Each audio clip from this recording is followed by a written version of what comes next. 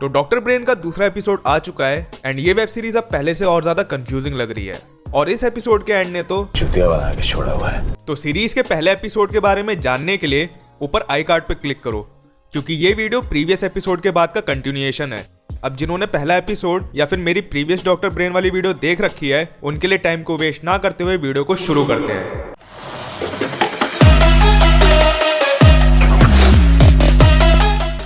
तो previous episode के and में हमें सिवॉन अपनी वाइफ के माइंड में एंटर करते हुए दिखाया जाता है।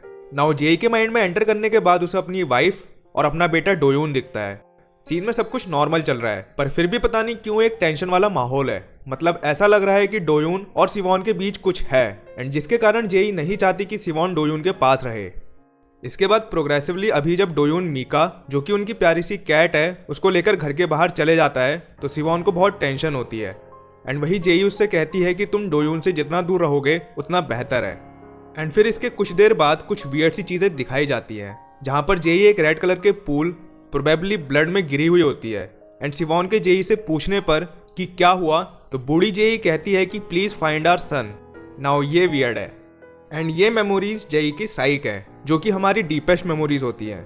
नाउ अभी सीन में सब कुछ ठीक था, मगर जो एक चीज मुझे लगती है कि और अच्छे से दिखाई जा सकती थी वो था जेई का पर्सपेक्टिव। क्योंकि नोट, सिवॉन अभी जेई के माइंड में है एंड सारी चीजें अगर जेई के पर्सपेक्टिव से दिखाई जाती तो और अच्छा लगता।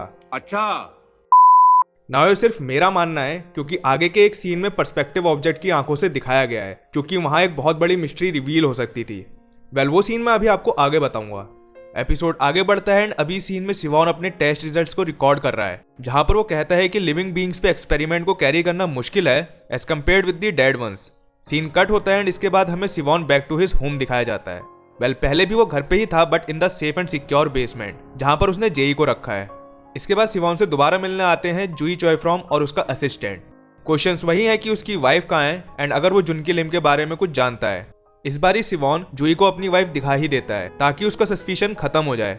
इसके बाद जुई का सस्पिशन कि उसकी वाइफ कहाँ है ये तो खत्म हो जाता है, मगर उसे अभी भी लग रहा है कि जुनकी लिम को उसी ने मारा है। जुई के चले जाने पर सिवॉन को एक छोटी बच्ची के विजुअल्स आते हैं, जो कि हीजिन होती है। नाउ हीजिन शायद जुनकी की डॉटर है एंड वो और डोयोन अच्छे फ्रेंड्स थे।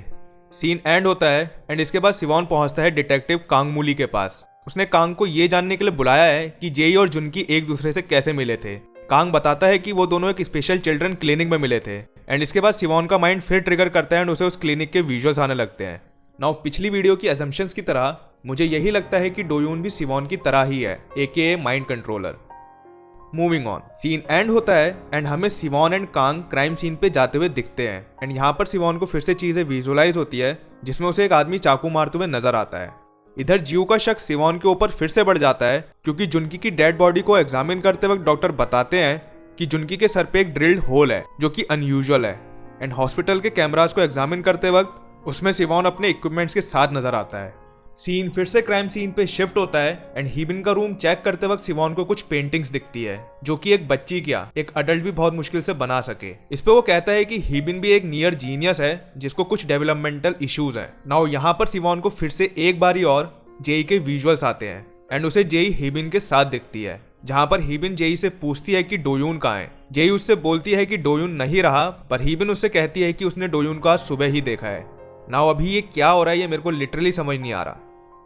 एक बार फिर से विजुअलाइज करने पर सिवॉन को हीबिन का एक प्ले बॉक्स मिलता है, जिससे उसे एक एड्रेस लोकेशन मिलती है, जहां पर हीबिन अभी अपनी ग्रैंडमदर के साथ रह रही है। क्राइम सीन से उस एड्रेस वाली लोकेशन पर निकलते वक्त उन्हें मीका की डेड बॉडी मिलती है, जिससे सिवॉन कांग से कहता है कि वो मीका के दिमाग में घुसेगा एंड उस आदमी को देखेगा जिसने जुनकी लिम को मारा था। नाउ इस सीन के बाद कहानी में दो नए कैरेक्टर इंट्रोड्यूस हुए हैं, जो कि अभी तो फिलहाल क्रिमिनल्स लग रहे हैं एंड उनका अभी कोई ऐसा फॉर्मल सीन इस एपिसोड में नहीं दिखाया गया है। जब सिवॉन मीका के पर्सपेक्टिव से देखता है तो उसे किलर दिखते तो हैं, मगर उनका फेस नहीं। नाउ अभी जो मैंने आपसे पहले एक बात कही थी कि जेई के माइंड में एंटर करते वक्त वो वाला सीन भी अगर ऐसे ही दिखाया होता तो ज्यादा अच्छा होता। फिर ये वाला सीन भी उनको हमें एज अ व्यूअर एंगल से ही दिखाना चाहिए था, मगर ऐसे में तो रिवील हो जाता है कि मर्डरर कौन है। वेल मूविंग अहेड, ये सीन मुझे बिट ऑफ लूजली शूट करा हुआ लगा, क्योंकि मीका का विजन ऐसा लग रहा था कि मानो किसी डिवाइस से उसके विजन को दिखाया गया है। वो क्रिमिनल्स भी जिसको मीका ने देखा था, वो मुझे फिलहाल वही दो आदमी लग रहे हैं जिनका भी कहानी में फॉर्मली इंट्रोडक्शन नहीं हुआ है। अगले सीन में सिवॉन उस एड्रेस पे पहुंचता है जहाँ पर उसे पता चलता है कि हीबिन और उसकी ग्रैंडमदर गायब हैं। ना उन्हें वही दो लोगों ने एब्डक्ट करा है। वेल अभी तक तो मुझे यही लगता है। सिवॉन को दोबारा मीका के विजुअल्स आने पर उसे उस गाड़ी का नंबर प्लेट पे लिखा हुआ नंबर दिख जाता है, जो कि जुनकी के मर्डर के वक्त वहां मौजूद थी। वो तुरंत जीव को कॉल लगाता है और उससे पता करने को कहता है कि ये कार किसके नाम पे रजिस्टर्ड है। नाउ अब एक छोटा सा स्पॉइलर आपके लिए, इस कार का ओनर कांग मू ली है। वेल इससे बड़ा एक और स्पॉइलर भी है जिसको देखकर आप कहोगे कि चुतिया बना के छोड़ा हुआ है। तो यार अभी तक तो मेरी पिछली दो असम्पशन गलत साबित नहीं हुई है, मगर वो दोनों सही भी साबित नहीं हुई।